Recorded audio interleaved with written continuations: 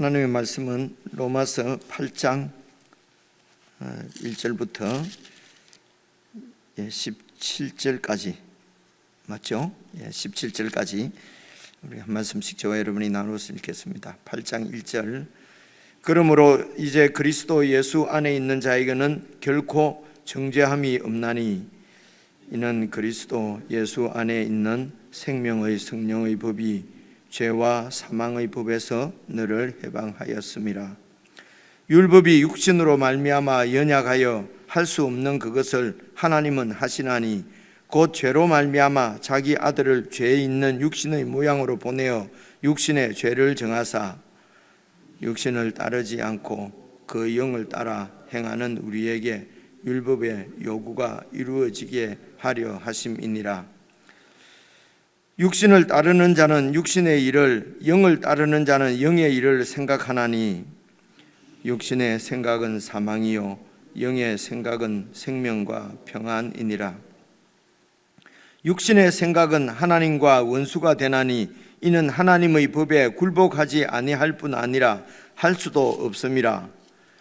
육신에 있는 자들은 하나님을 기쁘시게 할 수 없느니라. 만일 너희 속에 하나님의 영이 거하시면 너희가 육신에 있지 아니하고 영에 있나니 누구든지 그리스도의 영이 없으면 그리스도의 사람이 아니라. 또 그리스도께서 너희 안에 계시면 몸은 죄로 말미암아 죽은 것이나 영은 의로 말미암아 살아있는 것이니라.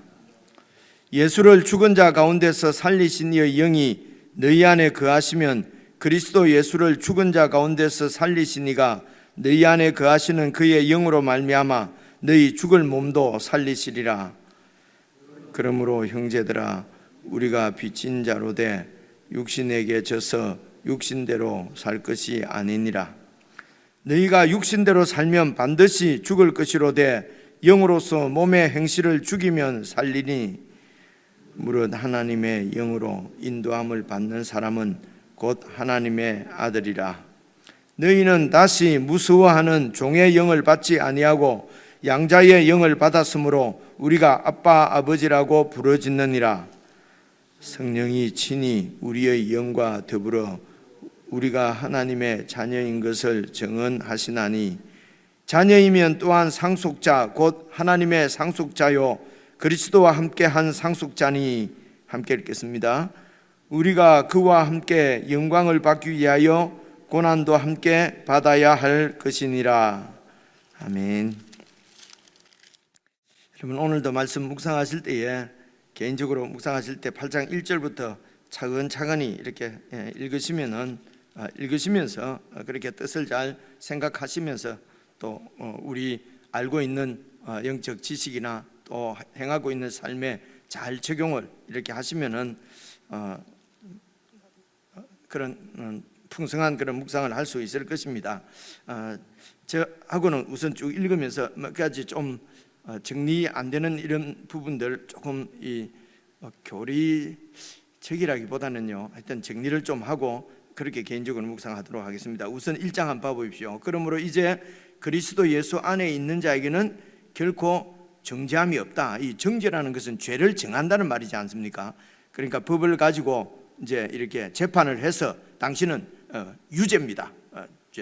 이렇게 그렇게 유죄 판결을 받게 되면은 감옥을 가든가 죄의 대가를 치르게 돼 있지 않습니까? 그죠? 그래서 하나님 앞에 이런 죄의 대가는 사실은 하나님 앞에 지은 죄는 이게 기본적으로 반역죄입니다. 말씀에 순종하지 않고 내 뜻대로 사니까요. 하나님의 왕권을 인정하지 않고 내 왕권을 주장하는 것이기 때문에 반역죄입니다. 세상에서도 일단 반역죄는 무조건 사형입니다. 그죠? 그래서 이제 그렇게 생각을 하는 것입니다. 그래서 하나님의 법을 어긴 자는 죽음입니다. 그래서 정죄함이 없다는 말은 죄의 결과, 그 죄의 그 값이 대가를 치르지 않는다는 것이죠. 그래서 이 정죄해서 받게 되는 죄의 결과는 여러분 7장 24절 보시면은요, 오호라 나는 공고한 사람이로다. 왜냐하면 이 사망의 몸에서 누가 나를 건져내라. 그래 이 죄의 결과는 훗날 마지막 재판에 있어서 이렇게 사망, 영원한 불못에 떨어지지요. 이거는 이제 미래에 받을 죽음입니다. 6장 23절 보시게 되면 죄의 삭은 사망이요, 되지 않습니까? 그죠? 죄의 대가는, 죄의 결과는 사망이다. 미래에 사망할 것입니다. 그러나 그렇고, 그리고 7장 24절 보면은 현재도 이 사망의 이 죄의 결과가 사망으로 우리가 받고 있는 것입니다. 그래서 정죄는 그 죄를 정하는 것이고 죄의 결과가 있는데 그 결과는 사망입니다. 사망이 7장 24절에 보니까 이미 지금도 사망이 내 가운데 역사하고 있고, 그렇죠? 그리고 6장 23절에 이제 꼭 죽고, 그렇죠? 그래서 그런데 우리 예수 그리스도 안에 있는 자에게는 이 죄의 결과 대가를 치르지 않는다는 것입니다. 그렇기 때문에 죄와 투쟁을 하지 않는다, 이런 뜻이 아닙니다. 이제는 뭐 죄를 짓든지 말든지 투쟁하지 말고 죄를 지을 수도 있고 안 지을 수도 있고, 결국은 사망이 없으니까요, 정죄가 없으니까 아무렇게나 살아도 된다, 이런 뜻은 결코 아니라고 이제 이 바울도 결코 그럴 수 없느니라. 결코, 왜냐하면 죄에 대해서 죽은 우리가 어떻게 죄 가운데 살겠느냐. 그래서 죄 가운데 살 수가 없습니다. 그래서 죄와의 투쟁은 이제 주님께서 다시 오셔서 영원한 이런 천국을 이룰 때까지, 그 언제냐 그러면 우리 몸이 구원을 받아서 몸이 부활해서 완전히 주님과 같아질 그때는 이런 죄의 영향력, 이런 것들이 전혀 없어지는 그런 새하늘 새 땅에서는 죄와의 투쟁이 없는데 우리가 주님 오실 때까지 살아가는 동안은 죄와의 투쟁이 있다. 그럼 이 죄를 어떻게 극복하고 어떻게 이길 것인가 이제 하는 것을 오늘 8장에서는 쭉 이렇게 설명을 하고 있습니다. 우선 봐보십시오. 2절 보시면요, 이는 왜 결코 정죄함이 없느냐? 이는 그리스도 예수 안에 있는 생명의 성령의 법이, 그리스도 생명의 성령의 법이 그리스도 예수 안에 있다. 간단히 말하면 이렇게 이해를 하십시다. 성령님께서 예수 그리스도의 이런 구속 사역, 우리를 구원하시기 위해서 십자가에 죽으시는, 그리고 다시 부활하셔서 우리를 이렇게 당신의 백성으로 삼으시고 우리를 구원해 가시는 예수 그리스도의 구원 사역에 성령님께서 깊이 관여하고 계십니다. 그래서 그리스도 예수 안에 있는 그리스도 예수의 구속 사역, 그분이 하시는 모든 이런 그 구원 사역 안에 있는 생명의 성령의 법, 그래서 이 성령님께서 생명을 주셔서 이런 구속 사역을 이렇게 이루어지게 하시는 성령님을 얘기하는 것입니다. 그래서 성령의 법이, 이 법은 무슨 율법 할 때 법이라기보다는 어떤 원리, 법칙, 이렇게 단어는 뭐 같은 단어라고 그래요. 그렇게 이해하는 것이 좋겠습니다. 생명의 성령의 법이 죄와 사망의 법에서, 죄의 법이 뭡니까? 그게 7장 23절이 죄의 법입니다. 한번 봐보십시오. 내 지체 속에서 다른 법이 내 마음의 법과 싸워서 내 지체 속에 있는 죄의 법으로 나를 사로잡아 가는 것을 보는도다. 죄의 법이고, 그리고 사망의 법은 뭡니까? 6장 23절에 읽은 대로 사망의 원리, 법칙은 대가가 죽음입니다. 그렇죠?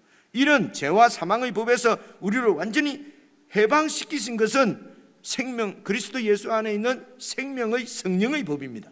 그렇죠? 성령의 법이 우리를 이런 죄와 사망의 법으로부터 해방시켰다는 것입니다.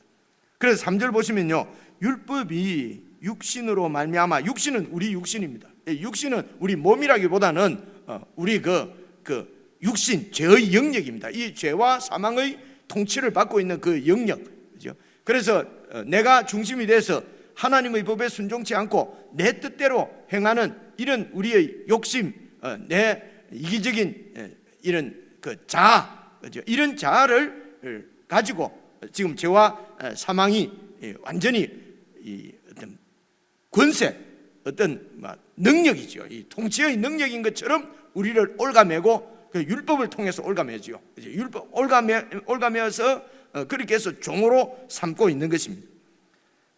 그래서 율법이 이 육신으로 말미암아 연약하여서 할 수 없는 그것을 하나님은 하시나니, 그러니까 율법이 하려고 하는 것이 무엇입니까? 하나님의 훌륭한 백성으로 만들어내는 거지요.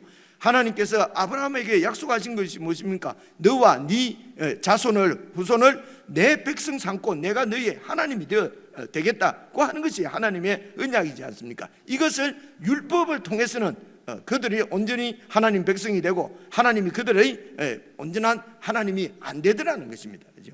그 이유가 뭐냐? 율법이 나빠서냐?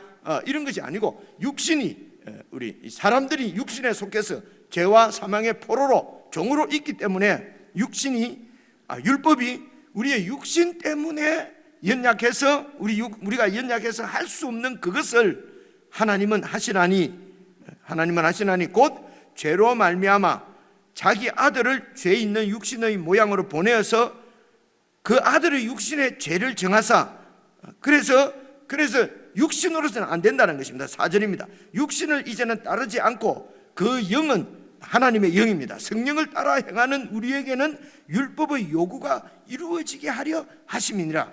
결국은 하나님께서 우리를 예수님을 통해서 구원하시는 것은 율법의 요구가 이루어지게 하려고 하는 것입니다. 우리를 통해서 다른 말로 율법을 지키게 하시려고 하나님께서 예수님을 죄 있는 육신으로 보내서 죄를 정해서 그 육신에다가 그 예수님의 육신에다가 모든 사람들의 육신을 포함해서 그렇게 해서 육신을 처리해 버리시는 것이죠. 자기를 예수님이 죽을 때 그래서 우리가 죽는다는 말은 그 말씀인 것입니다. 이제는 죄에 대해서 죽었기 때문에 죄로부터는 풀이한 거지요.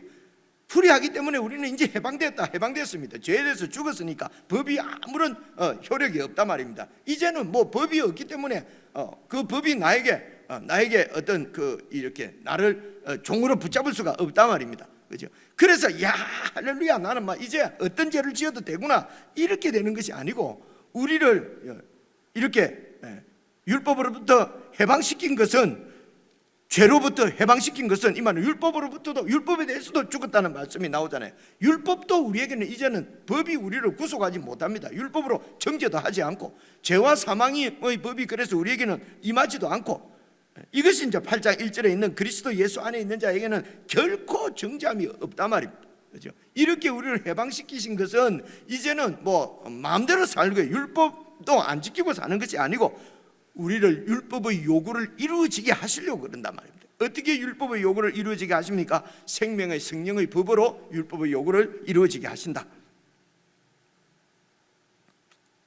이론적으로는 됐는데 이제 이 말씀은 이제 이해가 오는데 이게 현실적으로 실제적으로 우리에게 일어나는 일은 아닌 것 같고 그리고 또 우리가 쭉 배우고 있는 거하고는 또 좀 자세히 살펴보니까 조금 또 결이 좀 다른 것 같기도 하고 그래서 정리를 좀 이렇게 하시면 좋겠습니다. 여러분 학자들도 이렇게 얘기를 합니다. 얘기를 하는데요. 우선 지금 문제가 되는 것은 이제 율법입니다. 율법을 우리가 어떻게 대할 것인가?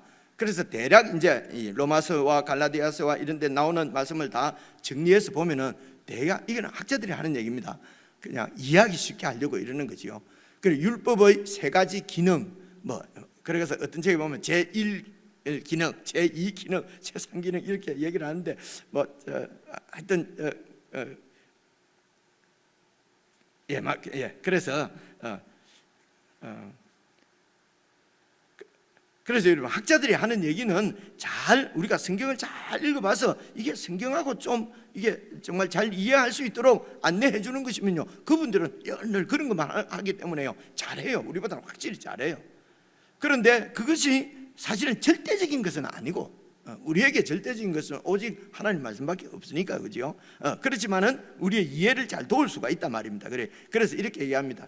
율법의 첫째 율법의 기능은 우리를 정죄하는 것입니다. 그러니까 율법이 없었으면은 죄를 지으면서도 죄인 줄 모르는 거예요. 그죠? 그래서 율법의 첫째 하나님이 율법을 주신 이유는 죄를 죄되게 하려고 이해가 오죠. 그죠? 죄를 지었는데도 죄인인데도 자기가 뭐가 죄인인지 알 수가 없어요. 그래서 죄를 죄되게 하려고 이 말을 이제 죄 지은 자를 정죄하기 위해서 율법이 주어졌습니다. 이게 첫째 기능이고요. 우리가 잘 아는 것이고요. 두 번째 기능은 하나님께서 주신 율법은 잘 살펴보면요 결국은 우리들을 율법이 몽학 선생이 되어서 예수님께로 인도하는 예수께로 우리를 데리고 가는 인도하는 몽학 선생의 역할을 합니다. 이걸 이제 보통 제2기능 이렇게 설명을 합니다. 그래서 율법을 가지고 율법을 지키려다 보면 결국 안 되는구나. 또 오호라 이 사망의 몸에서 나를 구원할 자가 누구인가 해서 하나님께서 우리에게 주신 예수 그리스도, 결국은 율법이 말하는 바는 예수님이라는 것입니다. 그죠? 율법을 통해서 하나님께서 우리를 구원하시려고 하는 것이 아니라 예수님을 통해서 구원하시려고 미리 계획을 그렇게 세우시고, 그죠?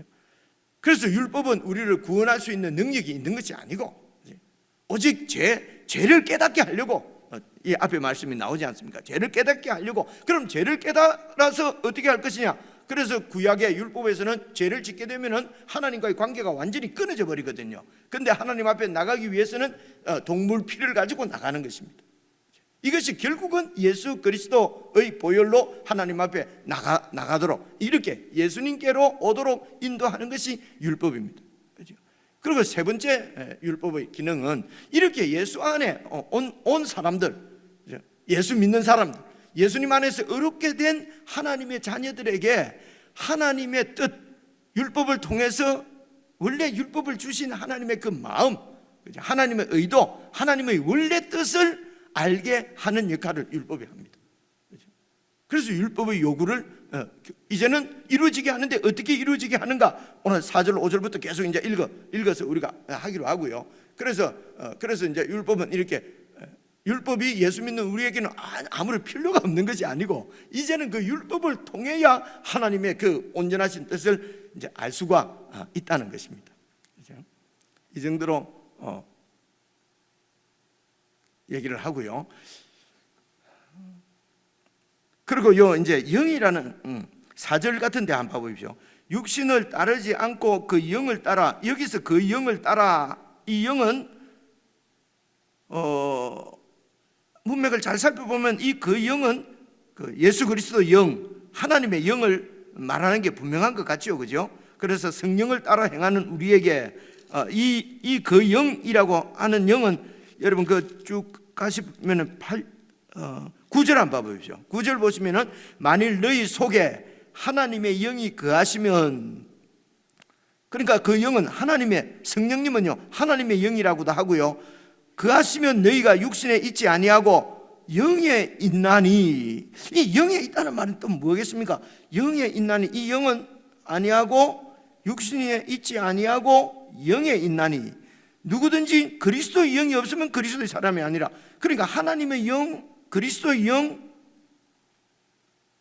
다 좀 그죠? 그래서 성령님을 하나님의 영으로, 그리스도의 영으로 또 표현을 해요. 그죠? 그리고 이제 로마서 몇 를 읽어보면은요, 우리도 사람도 우리를 또 영이라고, 사람의 영이 하여튼 우리도, 여러분 보통 우리가 그러지 않습니까? 몸이 있고 또 혼이 있고 그리고 또 영이 있고, 그죠? 그래서 대개 이제 이렇게 설명을 합니다. 영은 하나님과 관계하는, 하나님을 아는 영역이고, 혼은 내 정신 세계고, 육은 이 몸이고, 그죠? 이제 이런 걸 보통 삼분법이라고 그럽니다. 삼분법, 그죠? 그 우리에게 많이 알려져 있고 우리가 잘 아는 것은 대략 삼분법입니다. 근데 뭐 이렇게 볼 수도 있고 저렇게 볼 수도 있는데 꼭 이게 맞다고 하느냐, 이런 여러 가지 이런 게 있을 수가 있습니다. 그런데 이제 이게 이 정통적으로는 쭉 이렇게 보통 사람을 이렇게 몸과 육과 혼으로 보통 이걸 이분법이라 그래. 아침부터 또 어려워지네요. 이제 이분법이라고 그러는데, 그러니까 보통 우리가 말하는 영혼이죠.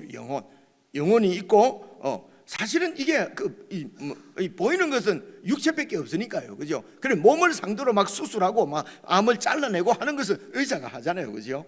그 몸은 이제 그래서 이 양의사들은 이게 딱 어떤 바이러스가 있는지, 뭐가 찢어졌는지, 뭐 어떻게 됐는지, 뭐 암이 생겼는지 이 딱 결과가 나오지 않으면은 어떻게 잘 못 한대요, 그죠? 그래서 딱 검사를 해서 CT든 뭐든 해서 딱 발견이 되면은 할 수가 있는 게 이게 이제 육입니다, 그죠?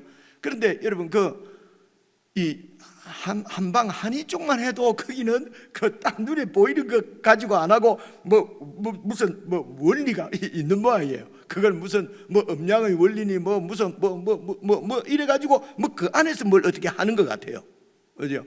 그러니까 양이는 뭐가 좀 분명한데 이 뭡니까? 이 한방 이런 쪽만 해도 이게 뭐 이래 말하면 이럴 것 같고 저래 말하면 저럴 것 같고 이런 느낌이 든단 말입니다. 그리고 위에 이제 내려오는 선생님을 따라가고 뭐 사체질 하는 것도 하고 팔체질 하는 것도 하고 뭐 이게 뭐가 다르단 말입니다. 그러니까 이 영의 세계, 이쪽은 우리가 사실은 진짜 잘 알 수가 없는 거죠. 여러 번 이런 표현을 하는데요. 그러니까 이제 하나님께서 그 모든 세상을 지으신 하나님께서 말씀해 주시는 대로, 알려주시는 대로 그냥 우리가 이렇게 이제 받아들이는 것입니다. 그래서 이 말씀을 잘 살펴보면요, 사람은 사람에게 무슨 영이 있는 것처럼 표현된 데가 여러분 로마서 이쪽에 보면 한 군데 내지 두 군데 나와요. 그리고 나머지 성경의 영이라고 표현되는 다 성령님을 얘기해요. 하나님의 영, 성령님을 얘기하고, 그래 일반적으로 잘 모르겠으면 다 성령님으로 얘기를 하시면 됩니다. 영어 성경을 보면은요, 영이란 말은 스피릿이거든요. SPRIT인데요. 이 S자가 이제 대문자로 되어 있으면 성령님이고 소문자로 되어 있으면 사람의 영이고, 이제 이런 일반적으로 영을 얘기하고 이제 이렇게 하거든요. 거의가 다 대문자입니다. 이게 그래서 성령님을 얘기하는데, 그래서 여러분 이 부분도 이렇게 이해를 하시는 것이 좋겠습니다. 사실은 우리에게 영이 있고 막 하는 것은, 한국에 확 알려지게 된 것은 그 우치만니 이분이 이제 이 사람을 이제 세 부분으로 본 거지요. 영이 있고 혼이 있고, 그래서 그 책을 읽어보면은 혼적인 것은 전부 죄예요. 죄에 속한 영역이고 영에 속한 것만이 이제, 그래서 읽기도 억수로 힘듭니다. 한 3권 이래 돼 있는데, 제가 목회자들과 얘기할 때는요, 막 가능하면 읽어보시면 좋다 이렇게 하는데, 성도님들은 제 생각엔 읽을 필요 없을 것 같아요. 이게 아주 이게 꼭 성경적인 것 같지도 않으면서 복잡하고 힘듭니다. 새벽에만 우리가 이렇게 하는 얘기니까요, 이걸 갖고 또 논쟁 삼아서 맞냐 틀리냐 이러면 제가 참 할 말이 없습니다. 그러면 내가 이런 말을 할 수가 없습니다. 그냥 이제 여러 가지 경험도 하고 또 성경도 잘 살펴보니까, 그럼 어떻게 이해할 것이냐. 내가 사람이 있습니다. 그런데 이제 그 사람도 있고 속 사람이 있지 않습니까? 그죠? 내 속에 내 자아가, 그러니까 예수를 믿어서 십자가에 우리가 죽었다면 내 자아가 없어지는 게 아니란 말입니다. 자아가 없어져 버리면 어떻게 되겠습니까? 그죠? 그럼 내가 아닌데요. 그죠? 그래서 이제 내가 딱 있습니다. 근데 이 내가 지금 육신에 속해 있는 거예요. 육신에. 오늘 이 로마서 8장 표현을 하면은요, 내가 속해, 이 육신은 어떤 영역을 얘기합니다. 어떤 영역입니까? 죄와 사망이 통치하는 영역이에요. 이 영역에 내가 속해 있는 것입니다. 내가. 그죠? 이거는 이 죄와 사망이 나를 어떻게 통치하느냐? 내 자아 때문입니다. 내 중심적입니다. 그죠? 내가 왕이에요. 그죠? 그래서 이 내가 왕으로서 내 삶을 이렇게 주장하게 되면은 결국은 죄의 지배를 받고 사망의 그 권세 아래 그래서 모든 사람이 다 죽는 것입니다. 이게 여러분 아까 4장, 5장에도 표현되어 있지 않습니까? 그죠? 율법이 없는 세대에도 아담과 모세 사이, 아브라함과 모세 사이에 율법이 없는 시대에도 모든 사람이 다 아담과 같은 죄를 짓지 않는 사람도 다 죽었다 이겁니다. 그죠? 그래서 죄의 그 통치 지배를 받고 있다는 것입니다. 그죠? 그래서 이렇게 내가 이렇게 육신에 속해 있을 때, 그러니까 이런 내가 중심이 되어 있을 때, 이때는 나를 육이라고 그래요. 우리를 이제 성경에 표현할 때 육이 정죄를 받고 육신이, 그러니까 육이라고 하고 육신이 하나님을 대적하고 이런단 말입니다. 근데 이 내가, 그러니까 내 안에 이런 사망과 내 안에 내가 중심일 때는 육신이라고 그러고, 그리고 이 내가 이제 하나님의 은혜를 깨닫고 예수님께 속하게 되면은, 그래서 성령님을 따라 행하게 되면 성령을 따라 행하는 나를 영이라고 그래요. 그렇게 영이라고 표현을 한단 말입니다. 좀 정확하게 표현하면 영에 속한 사람, 영에 속한 나, 이거는 육에 속한 나. 내가 중심이 돼서 내 뜻대로 살면은 육에 속한 나, 간단하게 육이라고 하기도 하고, 내가 영을 따라 행하면은 성령에 속한 영에 속한 나를 간단히 영이라고 한단 말입니다. 그죠? 그래, 영의 분야가 따로 있고 이런 것이 아니고, 그죠? 그래서 사람은 그냥 겉사람과 속사람은 우리가 영혼이라고 하기도 하고 보통 혼이라고도 얘기를 해요. 그래 그냥 혼이라고 하면 좋은데 혼 이러면은 뭐가 혼백이면 날아가고 이런 생각이 드니까 영혼 이러면은 뭔가 나 같잖아요, 그죠? 뭐 보이지 않는 나. 그래서 그냥 우리가 영혼이라고 표현을 하거든요. 그 영혼이 영과 혼이 붙은 것이 영혼이다. 이제 이렇게 삼분설을 하는 분은 이렇게 주장하는데 이러면은 성경을 이해하기가 성경의 설명이 잘 맞아가지를 않아요. 그렇죠? 그래서 이제 딱 정리를 하면은요, 내가 내 고집대로 내 뜻대로 살면은 육신에 속한 자, 육이고, 내가 성령을 따라 행하면은 성령에 속한 자, 곧 영이고, 그렇죠? 그래서 영과 육은 이렇게 하시고, 그래서 사람은 그 사람과 속 사람으로 되어 있다. 이것도 분리해 버리면 인간이 아니에요, 사람이 아니거든요. 보통 그래서 뭐 어디 유체 이탈 화법, 내가 지은 죄인데 뭐 내가 안 지은 죄 것처럼 유체 이탈 이런 식으로 뭐 TV 보면 뭐 한다고 그러잖아요. 그래서 우리도 죄와 나는 상관이 없고 죄를 짓는 것은 내 속에 있는 죄니까만 나는 막 어떤 죄를 지어도 괜찮고 이렇게 성경에 이제 그런 표현이 나오는데요. 그 말은 죄가 우리에 대해서는 전혀 이렇게 이 정죄하는 기능이 이제 없어져 버린 것입니다. 그래서 그러면은 이제 예수님께로 와서 구원받은 우리에게 율법은 우리를 하나님의 그 의도를 이제 이렇게 지켜가도록 한다는 말인데요. 그러면은 일단은 율법을 폐버려야 됩니다. 이런 얘기죠. 이제 학교에 이제 어느 학교에 이제 입학을 한단 말입니다. 시험을 쳐서 그래갖고 입학이 딱 되지 않습니까? 예입니다. 입학이 딱 되면은 여러분 고등학교, 대학교 다 나와 보셔야 알지만은요, 60점, 그래요? 60점 밑으로 떨어지면은 유급시켜 버려요. 하나님 올려주지를 않고, 그죠? 계속 그러면은 퇴학을 시켜버린단 말입니다. 60점 밑으로는 이제 과락이라고 그래요. 그 이제 60점 이제 위로 받아야 되는 거예요, 그죠? 그래서 맨날 61점만 받으면 오케이. 61점만 받으면 된다는 얘기가 아니잖아요. 학교에서 60점까지 하는 얘기는 무슨 말입니까? 원하는 것은 뭡니까? 100점 받기를 원하는 거예요. 근데 이제 100점을 하려고 하니까 이제 떨어지는 사람이 너무 많으니까 그냥 60점으로 정한 것이거든요. 그래서 율법은 실정법이라고 그래요. 실정법. 실정법이구나. 정이 아니고 실정법이. 실제로 정하는 법이란 말입니다. 그래서 우리 한국에도 법이 있는데 이 법은 다 실제로 이 법을 안 지키면은 다 대가를 치러야 돼요. 감옥에 가는 것입니다. 정죄를 당하는 것입니다. 그렇죠? 그런데 여러분, 쓰레기를 버리면은 감옥에 넣는다. 휴지를 버리면은 감옥에 넣는다. 이런 법은 없잖아요, 그죠? 하도 휴지를 많이 버리면은 과태료 5만 원 이럴지는 몰라도 휴지를 버리는 자는 전부 휴지를 버리면 너무 더러지니까 휴지 버리면은 감옥에 들어간다 이런 말은 없거든요. 왜냐하면 그렇게 해버리면요 전부 다 감옥에 다 들어가야 되니까요, 그죠? 그래서 율법은 실정법인데 실정법은 최한선을 얘기하는 것입니다, 그죠? 그런데 문제가 한선으로 줬는데 휴지 안 버리는 정도, 그러니까 61점만 받으면은 막 되는 줄 알고 그렇게 한다, 그죠? 그리고 예수님도 그렇게 말씀하십니다. 살인하지 말라. 살인하는 자는 이렇게 감옥에 살인하는 자는 돌로 쳐서 죽여라.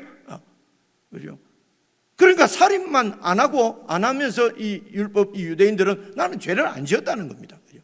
그건 죄를 안 지은 것이 아니고 살인하지 말라는 실정법에만 안 걸린 것뿐입니다. 예수님께서 뭐라고 하셨습니까? 살인하지 말라고 하는 법을 주신 하나님의 마음은 지체를, 형제를 욕도 해서 안 되고 형제는 무시해서도 안 되고, 그죠?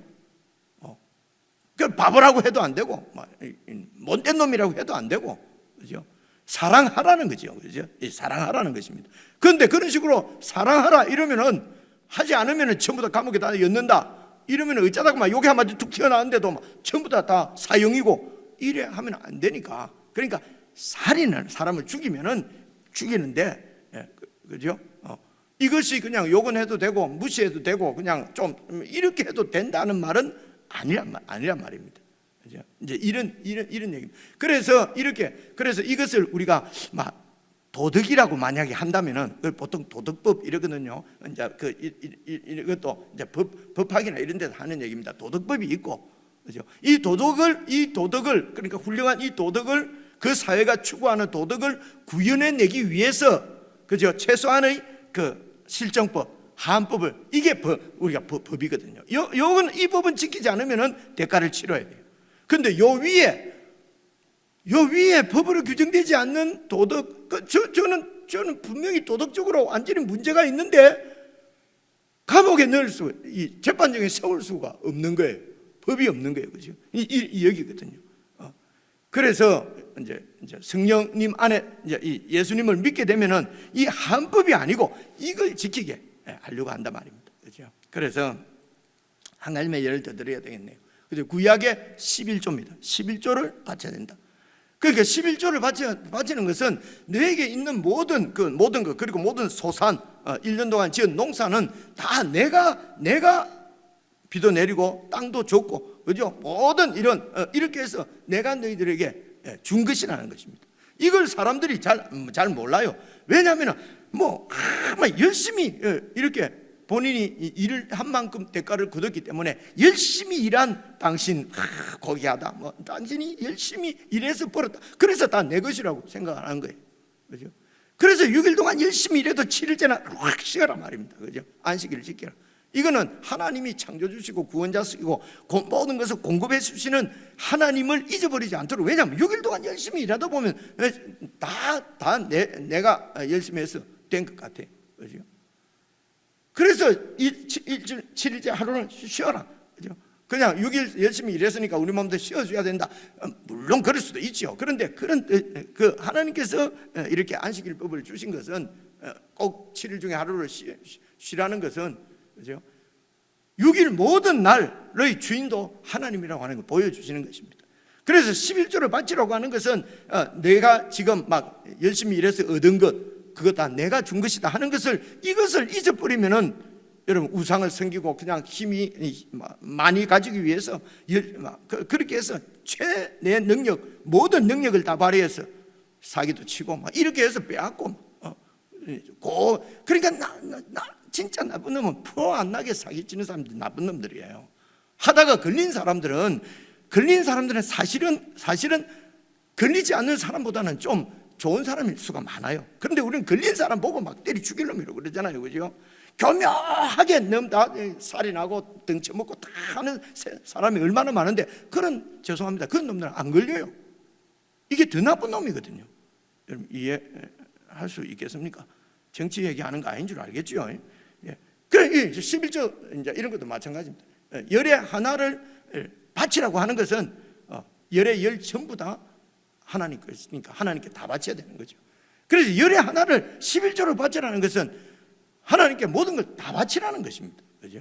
다 바치고 하나님으로부터 얻어 쓰는 거죠. 받아 쓰는 거죠, 그죠? 그런데 다 바치라고 그러면 이제 복잡해지니까 열의 하나만 이제 바치라는 거예요. 그래서 11조는 하나님 거고 나머지 9개는 내 거다라고 하는 게 아니거든요. 아닌데 그러니까 11조를 바치는 것은 전부 하나님 것이다라고 하는 것인데, 그런데 이제 11조도 참 우리는 바치기 힘들잖아요, 그죠? 그런데 11조가 최소 한도야. 근데 이게 다 아까워요. 이게 바칠 수가 없어요, 그죠? 그렇게 해서 이제 위선 여러분, 그래 신약 시대 때 와서 여러분 헌금 잘못 바쳐가지고 부부가 그냥 죽은 사람이 있잖아요. 안 하나 벌써 6시 9분입니까? 그만해야 되겠네요. 그 부부가 말입니다. 부부가 반만 바치고 내 있는 거 전부 다 바쳤다라고 거짓말을 했지 않습니까? 베드로가 뭐라 그럽니까? 그냥 바치고 싶은 만큼만 있는 대로 바치면 되는데 왜 조금 바쳐놓고 다 바쳤다고, 반 바쳐놓고 다 바쳤다고 거짓말을 하느냐? 성령이 계신 줄 모르느냐? 그죠? 그래서 이제 이 10분의 1이라고 하는 것을 없애버린 것입니다. 왜냐하면 10분의 1 해놓으니까 10분의 1만 하면 막 오케이 이러니까 없애버리고 요구하는 건 뭡니까? 전부 다 바치라는 것입니다. 그죠? 이게 이제 율법의 요구는 전부 다입니다. 그러면 이제 전부 다 어떻게 받지냐면, 다 받지만 나는 어떻게 사냐 말입니다. 그죠?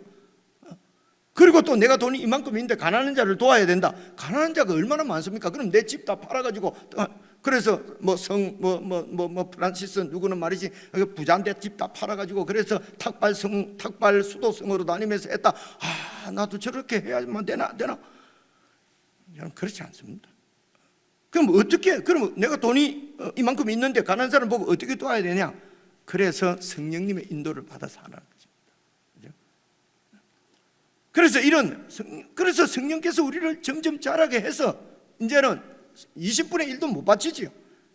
돈 갖고 얘기해서 죄송합니다.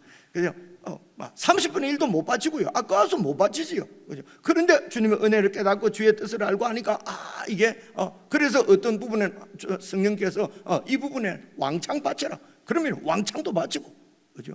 이렇게 할 수 있는데요. 10분의 1로 정해놓으면 10분의 1 바쳤는데, 그죠? 그래서 인색하게 이런 식으로 10분의 1 안 바치면 이래갖고 바치는 것을 하나님이 받으시겠냐고요. 하나님도 안 받으시는데 교회가 왜 받냐 말입니다. 그죠? 하나님도 안 받는데 왜 하나님도 안 받으시는데 왜 교회는 왜 냅니까? 그래서 제 생각은 이런 우리의 연약함 때문에 이름을 쓰지 않으면 순전히 내가 하나님과의 관계에서 정말 자발적으로 바친, 여러분들이 저희 교회에서 하는 언급은 다 하나님과의 관계에서 자발적으로 본인이 하는 거거든요. 그죠? 100% 완벽하지는 않겠지만 이렇게 성령님 8장을 잘 읽어보시면요, 육신에 있게 되면요 하나님의 이 의도를 육신에 속해가지고 헌금자라고 열심히 하고 하는 것은 하나님과 관계가 없어요. 다 내 육신의 소욕을 따라 행하는 거니까요. 그래서 성령님을 따라서 행하는 이렇게 해서 훌륭한 이런 하나님의 아들로 우리를 만들어 가시는 것입니다. 그죠? 그래서 아빠 하나님, 이제는 백성, 왕과 백성의 관계가 아니라 아버지와 아들의 관계로 우리를 만드셨는데 그게 양자의 영이라고 하는 거죠. 그러니까 성령께서 우리를 입양시키는 그런 능력도 성령께서 역사하셔서 우리를 하나님 아들로 입양을 시켜버렸습니다. 그게 성령의 양자의 영입니다. 15절에. 그죠? 성령께서 우리를 하나님의 양자로 삼으신 것입니다. 이런 하나님의 의도를 잘 보시면은 율법의 의도를 우리에게 요구를 이루게 하시려고 어떻게 이루게 하냐? 이제는 육신을 따라 살지 않고 성령을 따라 산다. 나 개인적으로 묵상하시겠습니다.